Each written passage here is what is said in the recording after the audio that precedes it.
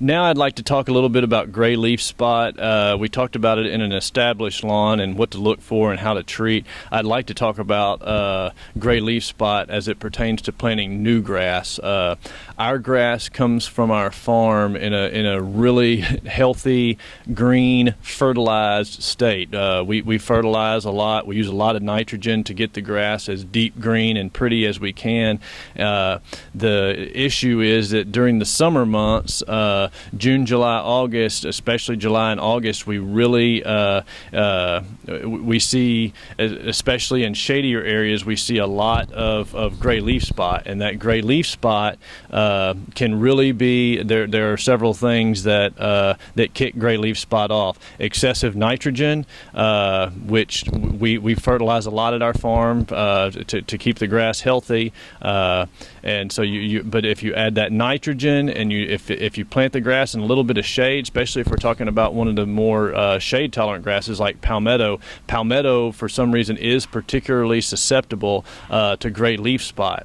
But anytime you're planting grass in the summer months, you don't have moderate temperatures at all, you've got the extreme heat, extreme humidity, you have to be aware of this gray leaf spot. You're gonna go in, like I said, you're gonna have this a lot of nitrogen on the grass, and you're gonna go plant this grass, and then you're gonna water it excessively for a couple of weeks.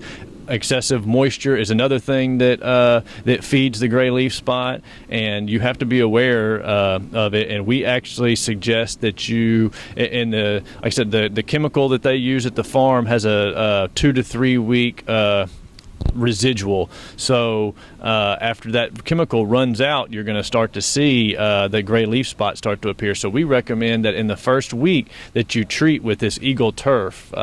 Eagle Turf is a product by Nitrofos.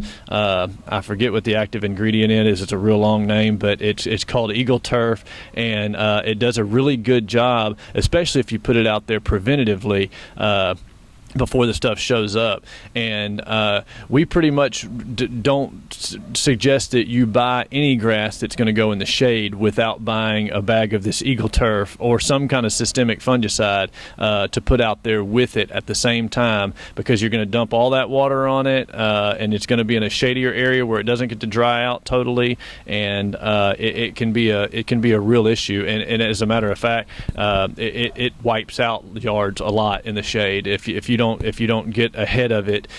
Planting grass in the summertime, it's almost a must that you keep on top of a good fungicide program, because if you don't, it can wipe your grass out in a hurry. A lot of times it can recuperate if it's out in the sun and whatnot.